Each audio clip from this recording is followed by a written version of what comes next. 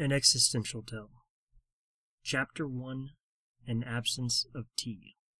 It was nearly 5 o'clock. Nearly in almost every sense of the word. Nearly, essentially meaning in the most practical sense, for it was only nearly 5 and far too early to delve into pedantic issues, that it soon was to be or otherwise forthcoming, and, in other regards, referred to the clock tower, which was generally believed to be accurate. For while initially slightly erratic to the accustomed time, the local population adopted it as their primary source and lived by it since. After the adaptation, which was a slow and arduous process, as change often tends to be, the clock tower had kept consistent time consistently, so when they spoke of the clock and matters of the clock, they were generally satisfied with its merit. This was generally true, save for a lone exception, which is nearly impossible to avoid in most situations of this scale. In this case, the exception came from a local clockmaker, who also had the unfortunate distinction of trying to supplement his primary income by riding a unicycle through the streets, alerting people of each subsequent hour. Both businesses were drastically hurt by the installation of the clock tower. However, he has very little to do with the story overall, and nothing to do with it past this point. So, if possible, try to forget he was even mentioned, and if unable to, I suppose it's for the best to spend some time thinking about him as wistfully as desired, and then, after coming to terms with his plight, continue with the story proper. So, as one can see, and by one it is meant to mean or at least imply, if inferred correctly, possibly you, and most probably so. Or, if by some strange coincidence you are not you, then it is instead best stated that someone might have more pressing matters to attend. So as one can see, it was quite possibly nearly so, as previously stated. Few of these notions were of any great significance in their own right, especially the last, for it had little to do with anything at all. But these factors, combined with the noticeable absence of other people, greatly troubled Elizabeth. At least she was quite sure there was no one else there. She had, to the best of her ability, with only reasonable limitations, looked throughout the apartment. She looked both upstairs and downstairs. She looked in the kitchen, over the study, behind the pantry, and even under the furniture, in case for some odd reason they were there. They were not, which in hindsight seemed improbable. Still, her failure did not hinder her for too long, and she soon renewed her search. She looked everywhere she thought someone might be, except the attic, for it was spooky, and if there was someone, or, as she imagined, something, up there, she did not wish to disturb them, and was quite content to let them be, if they were willing to offer the same on her behalf. So, having looked everywhere she was willing, and not finding the slightest indication of anyone, she resigned to her fate, and sat on her bed, hoping they would arrive in time, but in the back of her mind knew it was increasingly unlikely. Elizabeth watched a mounted clock as it clung to the wall with tedious impeccability. It leaned significantly to the right, and defied all odds by simply continuing to stay attached, as it seemed a slight breeze could send it plummeting to the floor at any moment. But such was only a minor problem, considering the countless troubles it faced, not the least being it needed to be wound. But Elizabeth currently thought it not worth the effort, and instead continued to monitor its progress from afar. Without the needed support, the second hand moved precariously slow, especially on its attempted ascent, so that a second often took at least 2, and, if she turned at the right time, when the hand had just previously moved, it looked like it had frozen in place. This was only a momentary illusion, as it soon awoke and struggled for it, with typical British resolve it had acquired through indoctrination, for the parts were made in Prussia, and it was assembled in France, trying its best in an increasingly losing battle to keep pace with the true time, as dictated by its larger brethren.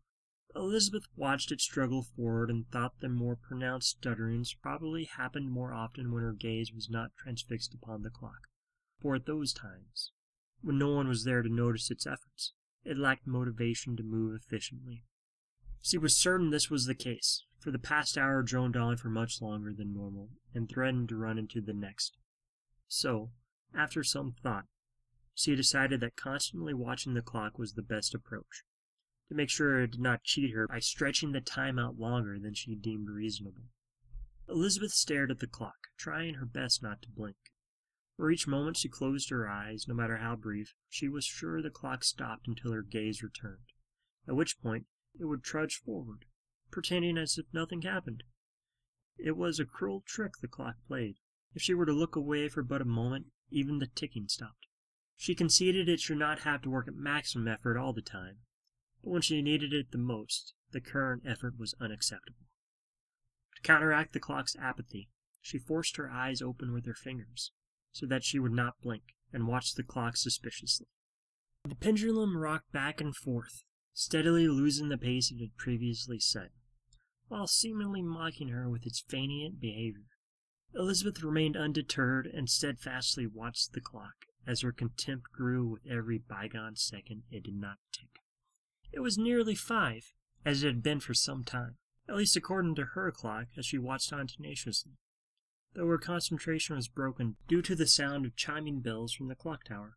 She returned her attention to her indolent wall clock, and looked on, not with anger, but with pity, as it seemed to have given up hope and no longer cared who watched as its movement stiffened and, in a last act of futility, surged backwards a second before growing permanently quiet.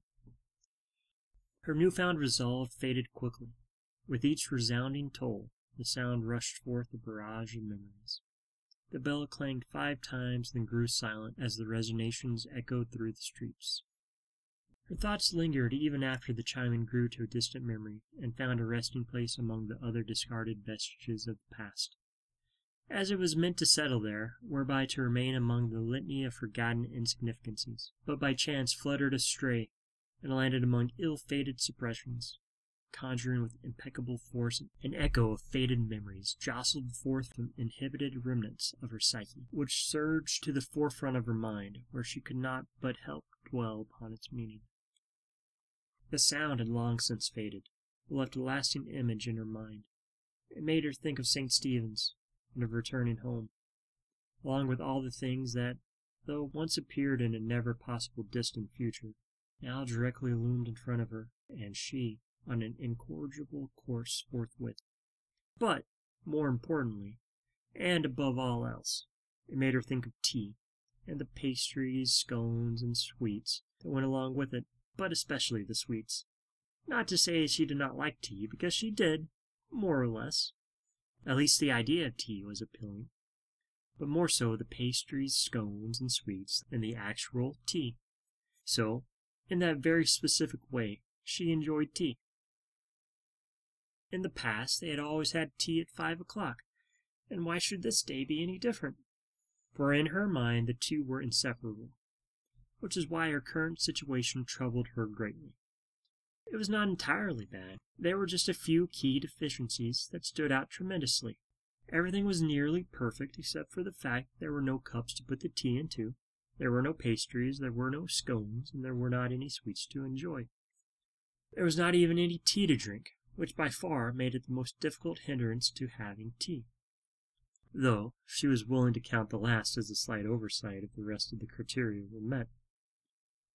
While these impediments were difficult to overcome, by far the most significant obstruction, which only served to further confound the matter, was that no one else was there to have tea with her.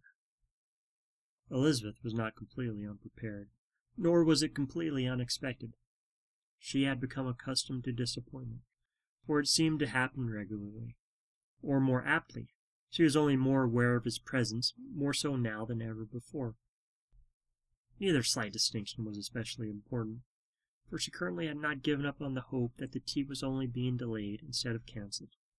Although the more she thought about it, and she did have some time to think about it, she came to the conclusion it was not so much the tea she was missing as it was the sweets. Such things were beyond her control, and lingering on the matter only made it worse. But though she tried valiantly, Elizabeth suffered the prolonged agitations oft found in those forced to wait without a secondary recourse. But she put up a gallant effort, and did the only thing a person with such limited options could do. She continued to wait. Elizabeth waited for an exceptional period of time, which for a girl her age was quite a feat in itself. But, as it was prone to do, her mind wandered to various topics, so the time passed by at an exceptional pace, at least compared to her previous experience. She thought about pyramids and knights and battles and countless other amusements not fitting her stature. After a time when her mind had gone through many adventures, she came back closer to reality and wondered about their absence. Perhaps some hilarious predicament had caused their delay. Had they become confused with someone else who looked peculiarly similar? Oh, what an unfortunate misunderstanding, and to think of the trouble they would have to go through to explain that they were themselves and not some other person, which may prove difficult seeing how similar they looked, which begot the confusion in the first place. Or perhaps they were captured by pirates. Pirates? That seemed unlikely, but she did not have enough evidence to completely rule it out, so instead, she placed it into the back of her mind as an improbable possibility. Maybe they were swept away on some distant adventure which therefore delayed their arrival. But things like that never happen to regular people, and after considering it for a while, she thought the entire episode unlikely. For if something like that were to happen, it would make more sense that it would happen to someone like her, and since it had not happened to her, she took a moment to look around to make sure she was where she was supposed to be, which she was. Then it was highly unlikely and most certainly improbable that it happened to them. As she struggled to think of more likely possibilities for their tardiness, the bells chimed again, shocking her from her thoughts. She listened carefully as the chimes resonated in her mind, for she was not particularly good at counting. 1. She extended her fingers as she counted. 2, 3, 4, 5, 6. She looked down at her hands to verify she had indeed heard 6 chimes, and, not believing herself, counted again. But, to her dismay, each time came to the same conclusion. They were over an hour late, which on any occasion was unacceptable, but on the last day before her untimely departure was particularly devastating. There is a vast difference between ignorance and incompetence, or so Elizabeth thought, which, due to her being in the unenviable position of waiting, she had plenty of time to consider. Then, as if by epiphany, she passed the threshold of her ability to wait, at which point, after searching the apartment once more and not finding anyone, returned to her room, which brimmed at near full capacity with luggage, and rummaged through her belongings. She went through several bags, tossing the contents onto the bed, and in some cases the floor, once the first pile reached critical mass and threatened to capsize. She picked up the last suitcase and balanced it half beside the pillar of clothes, and half teetering with instability off an unobstructed edge, as there was no longer any room to place it squarely on the bed, and went through it excitedly, having narrowed down the possibilities substantially, only to find, upon emptying the suitcase, she still had not found what she was looking for. In a fit of agitation, Elizabeth sulked down to the floor, beside a lesser pile of clothes, and for a little while lied there while feeling sorry for herself. After taking some time to regroup, she gazed around the room, looking at the emphatic mess she had made, with nothing to show for her efforts. She could already picture Miss Bumble yelling at her about how long it took to pack, and any other inefficiency she had not yet noticed. For now she did not care to think about such things, and instead resolved to worry about that when they returned, if so they ever did. The thought upset Elizabeth, and in an act of frustration she pushed the suitcase, still hovered precariously half on the bed and half not, to the ground, which, sending vibrations through the mattress, dislodged the leaning tower of clothing and sent it cascading on top of her head. At least now the bed was cleared enough so that she might make use of it, Elizabeth thought as she rose from the floor. As she lied upon the bed, instead of being embraced by the softness she desired, she felt something hard collide with the back of her head. After taking a moment to regain her composure, she tossed the blanket off the bed and found her book resting snugly between 2 pillows.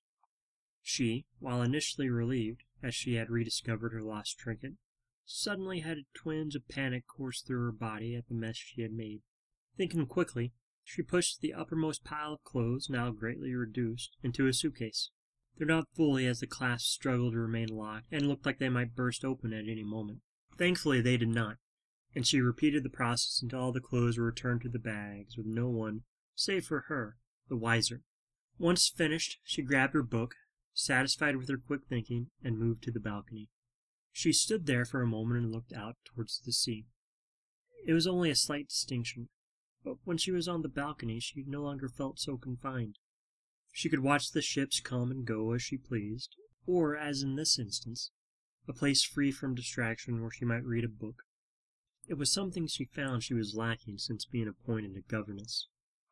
For Elizabeth, while being both good-natured and sensible, which is often a quite unusual pairing, was not particularly keen on what others considered traditional decorum. Though she enjoyed it, she could not dance particularly well. Others often compared her grace unfavorably to elliptic livestock. Nor could she draw, or at least to the standard expected of her, while the list of things she could do far outnumbered the ones she could not.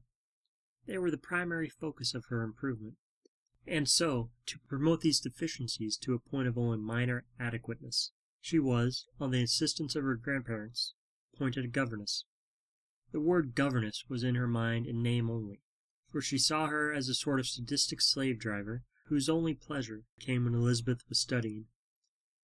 In fact, Miss Bumble, a name more so earned than properly given, though Elizabeth would never say as much when she was near enough to hear, probably had some benign sense she was not studying now, and it was eating away at her, which Elizabeth was certain she would hear plenty about once they returned.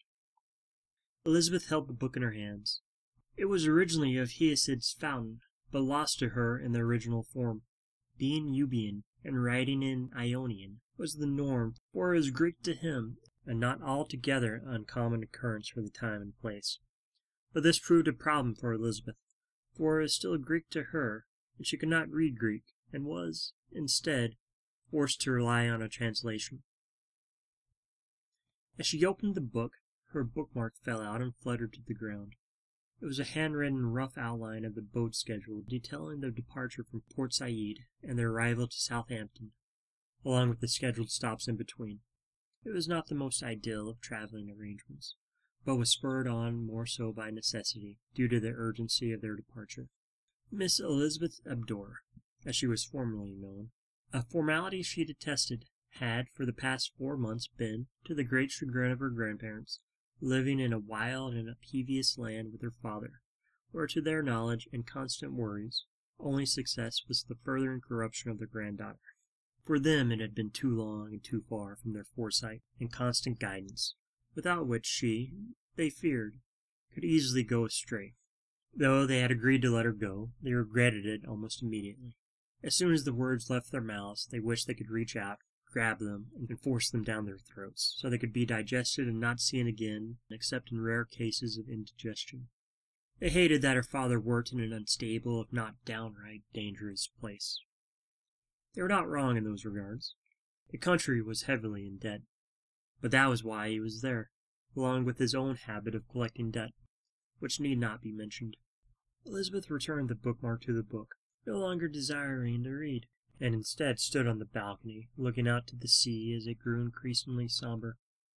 The waves shuffled against the ships, rocking them to and fro almost in unison, and crashed forcefully against the static rocks. From her view, it appeared that a slight haze seeped from the city, momentarily tearing on the harbor, before pushing outward towards the sea, making the sea and the sky almost indistinguishable among the horizon in the perpetrating gloom. She would have, if more experienced, and not prone to aloofness, likely looked out and cast her worries against the sea, and, perhaps, wonder why she was there, why any of them were there, or in this case, not there. Thankfully she did not, and instead looked out and watched his boat slowly pushed against the swirling breeze, riding the tide inward, in a futile attempt to escape the profound grasp of the sea. As they returned, each was noticeably lighter than their departure, not in goods or cargo, but lacking the crew's extinguished hopes, a burden few true sailors that spent any real time at sea were encumbered by. It was almost a certainty, though the time of occurrence always varied based on the strength, resolve, and general morality of the individual, but nonetheless it always occurred at some point upon their 6th or 7th week without seeing land. Their constitution diminished, and their faded dreams and aspirations would muster together one last time in a frail apparition, just enough to be cast aside and buried at sea. She watched the insignificant boats emerge from the horizon and take shape. Their sun-bleached sails propelled them in sporadic bursts alongside the more reliant tide, At times they seemed to stand still, and others, when both forces harmonized, to rush forward with impunity. In that instance, the world seemed frozen in place, as varnish blew across the sky and dripped to the sea. It reminded her of a painting she once saw. She only knew of one painter, and he only drew ducks, or that was the best her memory could recall. It looked to her like one of his paintings, the way the sun poured through the mounting clouds and bounced off the sea. It was nearly 7 when Elizabeth heard the front door open. She heard the sound, but did not move, instead keeping her eyes towards the sea, as she expected them to rush forward and beg for forgiveness, or at the very least apologize for their prolonged absence. After some time, she would give it to them, but she wanted them to feel like she felt for a little bit, so she waited for them to come up. She waited for the sounds of the creaking stairs. She waited for the patter of footsteps down the hall. She waited for them to knock at her door. She kept waiting, as she was wont to do, until she could wait no longer. As she walked down the upper hallway, she heard multiple voices, though only her father's was familiar. She hesitated atop the stairs. From the right perspective, she could see the foyer without being too noticeable. There stood her father, accompanied by 2 men, who, from their countenance, she gathered they were important, or so believed themselves to be. They did not stay long where Elizabeth could see, as they quickly retreated to the study, though she remained not far behind. She carefully walked down the stairs, avoiding the noisiest of the steps, and followed suit, pausing only to momentarily look in the kitchen, making sure Miss Bumble had not returned, before sneaking into the pantry, where the sounds of the study were reverberated and amplified. She listened intently, hoping to hear something about herself, or failing that, something interesting. At first they talked of cotton, as they often did, about its usage and production, along with ways to increase both to their benefit, which Elizabeth found boring. Having heard enough about cotton in the past 4 months, she suspected, if lucky, could fill and surpass the rest of her lifetime's quota about the matter. But their entire discussion was not focused on that despised subject, and there came to prominence the 2 voices Elizabeth did not recognize. "If we could, should we not try? They are more European now than African." "But he is too concerned with Ethiopia. He is obsessed with it, and cannot see anything else. I've heard he intends to move farther south. Even now he stretches too far. He spreads himself too thin, and still asks for more. Only so much can be squeezed before it's all gone, or they rise. It's true, he runs when he should walk. Who would not run when they see what they could be? At least he tries. They need to modernize. But at what cost? Their debt multiplies daily. And they will owe it all to us. That's what worries me. If he does fail, then who do you think they will blame?" "What would you have us do? Leave it in their hands?" "Is it not better for men who know directly and succinctly the troubles facing them, to determine their own route?" "Hardly. Should a cow, who, to my knowledge, has the most expertise of being a bovine, therefore be allowed to determine their own course? If so, then a week or latitude, and he will succumb to the will of a less generous benefactor." "I fear they may not see it that way," said her father. It had just started to become interesting when Elizabeth was distracted by the opening of the pantry door. She turned around to see Miss Bumble holding a bag full of groceries. Elizabeth, thinking quickly, grabbed a nearby potato. "I've been looking for these for hours, it seems," Elizabeth said as she extended the potato so that she was sure Miss Bumble could see it. "Potatoes? Where else did you look?" asked Miss Bumble. "You never know where you might find one, so I looked everywhere to make sure they were not where they were not supposed to be.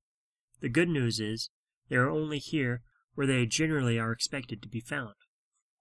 Miss Bumble looked like she had something to say, but before giving her the chance, Elizabeth squeezed past, potato in hand, and made her way towards the stairs. Elizabeth walked up the stairs carefully, trying her best to remain quiet until she remembered how angry she was, and made every effort to step on all the squeaky steps as she returned to her room. In her absence, the baggage class had spectacularly felled and scattered her clothes about the room, so now it appeared worse than ever. She put the potato on her dresser and lied on her clothes atop her bed. Soon after, There came a knock at the door. Elizabeth picked up her book, secured it in front of her face, and made no effort to move. The door opened slightly, just enough so Miss Bumble could stick her head through the opening, who, upon seeing the mess, grimaced and momentarily wished she had not opened the door at all. The room had a suffocating presence, due to an overabundance of clothes, as they were draped from the furnishings and had amassed in divergent piles throughout the room. "I guess you really did look everywhere for that potato," Miss Bumble said as she approached the bed and sat beside Elizabeth. "I know this can be difficult for you to understand, and you may not believe it now, but I'm sure one day you'll see it's for the best." Elizabeth remained silent and obscured while Miss Bumble took a deep breath, sighed, then sought to change the subject. "Dinner will be done shortly." Elizabeth responded without lowering her book. "Why should I have to go? It's not like this is to be my last day here. Oh, wait. It turns out it is.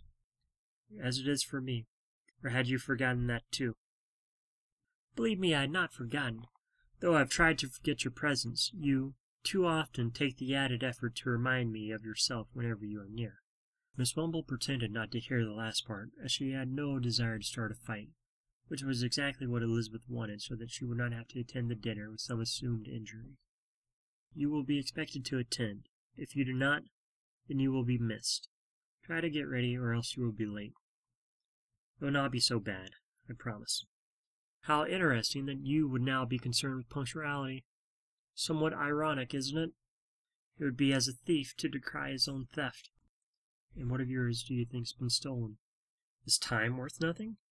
If it's to be so freely given and abused, then we must all be immortal. How else would time be so worthless?"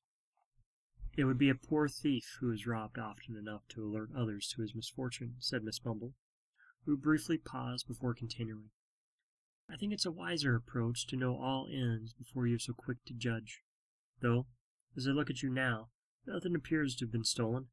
You have plenty of time left. As you age, you will find much of it will go unexpectedly until you look back and wonder where it all went.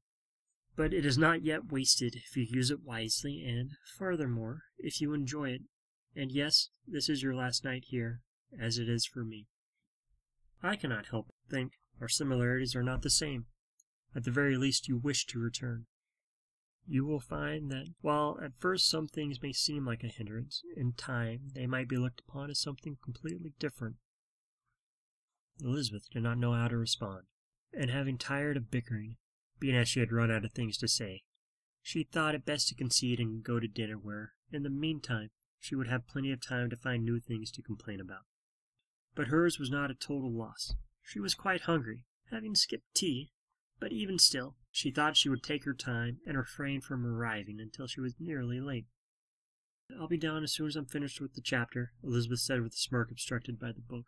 "You have not so much turned a page since I entered," said Miss Bumble. "No doubt you are cherishing those few lines. They, perhaps, are not as esoteric as you give them credit. It may be in your best interest to take a break and ruminate on what you have already read. Let the words rest. They'll be here when you return." Elizabeth pretended not to hear her, and kept staring at the well-studied pages, causing Miss Bumble to reach out and gently take the book from her hands, before laying it on the bed. "If you read that book any more, I think you'll have it down to memory. How I wish you had the same devotion to your studies." Miss Bumble paused while thinking of some way to hammer home her point. "Adventures are not meant for some people. I know you wish they were, but it is very unlikely they should happen to you, and there's no chance that the kind you wish for will happen." "Have you never wished for an adventure?" Elizabeth asked before she could restrain herself. "Don't be foolish. Of course I did, as did everyone. And as with everyone, I outgrew it, for I knew my dreams would never come," she said with an air of sadness that before went unnoticed. Miss Bumble looked about the room and put on a fake smile. "You have certainly made a mess. I hope it was worth it." "I did find the potato," Elizabeth said as she pointed towards the dresser. "That you did. Help me finish packing, and then we will both put on a brave face, not thinking about the future or the past, and head down to dinner." Miss Bumble started organizing the clothes. Elizabeth helped as well, though her folding was less than satisfactory by any modest standards, as her folds looked like abstract pieces of art done by those who could not do proper art, and fell to that position to keep their dream of being an artist alive, So after a few minutes of ill-fated attempts, she was regulated to bring in the clothes to Miss Bumble, who would deal with the more precise matters. Quickly, Elizabeth piled the clothes on the bed, and then, without anything to do, asked, "You said you used to have dreams?" "I think you would find I am not so much unlike yourself when I was your age," Miss Bumble replied while still folding clothes. "What did you dream about?" "What every girl dreams about, I suppose." Her smile faded momentarily before she realized and quickly put it back on with hope that it went unnoticed. "Butterflies, tulips, and pretty things. Isn't that what all girls wish for?" Miss Bumble said as she faintly laughed. "No, really. What did you want?" "To be happy," she said as she looked up and nodded at Elizabeth. "What changed?" "I grew up." "Then I never want to grow up." Miss Bumble smiled and continued packing. "I, for one, hope that never comes true. As for having dreams, it's not always bad to have dreams. But no, they seldom come true." Their conversation was interrupted by Elizabeth's father, who walked into the now clutter-free room as the clothes were all neatly folded and stacked on the bed. Miss Bumble jumped to her feet, looking anxious, and rushed into the hallway, muttering as she left, "I have other things I must attend to." Elizabeth's father sat on the bed. As he did, several of the columns of clothes toppled over, landing disheveled beside him. "How are you?" he asked while trying to reorganize the clothes. "You missed tea." "I'm sorry. It was beyond my control. The last few days have been hectic, and I fear soon they may become worse. You must know this. You must have seen what's happened in the last few months. How quickly this place has changed, and not all for the better. That's why it's not safe for you to stay. I wish it were different, I truly do. But I cannot risk losing you too." They both paused and languished in the silence, as the sun fleetingly held onto the edge of the sky in its last gasp of dominance before giving way to the night. "I know," he stopped briefly before continuing, "you know, that this is difficult for all of us." Elizabeth nodded, for at the moment she did not think she could say anything for fear of weeping uncontrollably. "It should only be for a few months. Then everything will be in order." "Why can't you go with us?" "It's not that easy. I cannot simply abandon my position. If I did, there would be no home to return to. I wish things could be different. But they aren't," Elizabeth said, finishing his sentence.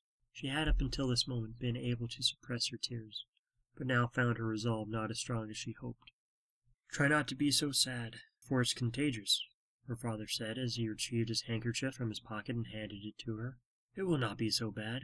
Just think of all the sights you will see and the places you will go, and if all else fails, know that you will not be alone, for Felicity will be with you the entire way." "That's what I'm afraid of. I hardly have any time to myself as it is, without her constantly inquiring into my doings." "And if she had not, what would you have done? Been up to no good, no doubt. You are too much like me in those regards. Be thankful you have someone willing to balance out your rougher traits. I have the utmost faith in her, as I do you." "I suppose, but you don't have to endure her as much as I do. On the way here she was almost constantly succumbed by seasickness. I can hardly imagine being able to survive another month of her, not to mention we'll be confined to a ship." Her father laughed. "With a good wind it should only be a fortnight, at most another week. And you will have a few stops for deliveries, where you will be allowed to depart the ship and see new places. As for the seasickness, I would not be so harsh on her. It's something beyond her control. Try to be nice to her. She's not as bad as you imagine." He, poorly, straightened the clothing he had previously knocked over. After finishing and looking over his efforts, thinking that he did not do half bad nor half good, but somewhere in the middle, he noticed her book on the bed. "That reminds me, I'll be right back," he said before he went to the study, and then returned quickly. "I found it just today. I had been looking for something, but it was not until today that I finally found it. Is it not strange how encroaching deadlines make one more observant? I hope you will like it," he said as he handed her a present wrapped in cloth and tied with a silver string. Elizabeth held the gift in her hands a moment before unwrapping it. It was obviously a book, but it still did not take away the surprise. Who knew what it might contain? There were near infinite possibilities. She enjoyed the anticipation as it built until she could no longer suffer waiting, and proceeded to remove the wrapping. The book had a faded cover, In the center was a pronounced metal Ouroboros that stuck out slightly from the rest of the cover. There was no title. There was no description. But still, it was an interesting-looking book, and being one to judge a book based off its cover, she thought it worth reading. "Thank you," she said as she hugged him. "Come on now, it's almost dinner time." After they finished eating, Elizabeth's father spoke. "It will be a long day tomorrow, for all of us. It would be for the best if you prepared for bed. I still have some work to do." Elizabeth, taking the less than subtle hint, returned to her room, while the other stayed behind to discuss more privy matters. Once there, she lied on the bed, not yet tired, and began lazily flipping through her new book. She would have plenty of time to read it in the coming days, and now simply wondered what type of book it was. It mattered little as long as it was good, though she knew it was far more uncommon for a book to be well-paced throughout than it was to have both high and low spots. Not to say a book did not need to be consistent, but if the book had more high points than low, then it was good enough. She also knew that generally, with only a few exceptions that at the time she could not name, the good part normally starts on chapter 3. Without fail, the first 2 chapters were a bit tedious. She supposed that they were needed to introduce characters and lay the foundations of the plot. If only every book could be written as if it were all chapter 3s, then a very fine book would be had. Not wanting to start the book just yet, she went outside on the balcony and stared at the newly emerged stars. The ships were all quiet now as they silently rocked in the gentle tide. She stared vacantly out at the vague rippling umbrage and the lights above them until her father entered the room. "I wanted to tell you good night." Elizabeth continued looking at the stars and asked, "Do you know any other names?" "I never was taken with astrology. I do know a little. Do you see that star there? That is Sirius. You can see it from anywhere in the world. So, whenever you look up at that star, think of me, and know, whenever I see it, I'll be thinking of you." "How far does it go?" she asked, looking up into the blackness of the night sky. "Is it infinite? I don't know. Perhaps it ends somewhere, but that's far enough away for me not to worry about. Miss Felicity said adventures are not meant for some. Is that true?" "I don't think so. It said it's that some people are not ready for adventures. They can be found, yet only look. It's something people often don't realize. They must make an effort. They expect something to fall into their laps, and that surely will never happen. And when it does not, they don't blame themselves. They look to the outside world and then say, 'It never happens.' One must make their own way in this life." He hugged her, hoping his words gave some reassurance. "It's getting late," he said as he looked to her clock, which no longer even attempted to move, being as it was now content in its idolatry. "Try to get some sleep. Tomorrow will be a long day. It will come sooner than you think." Elizabeth returned to her bed, but could not sleep, and instead stared at the ceiling until she decided to start the first chapter of her new book. But her mind was restless, and she could not concentrate. Thinking it pointless, she gave up and returned to the balcony. Oh, how she would miss this place! But such was beyond her now. She did not know what lay ahead, but promised herself she would accept whatever the fates dealt with composure and resolve. Elizabeth looked out to the sea and wondered what was to become of her.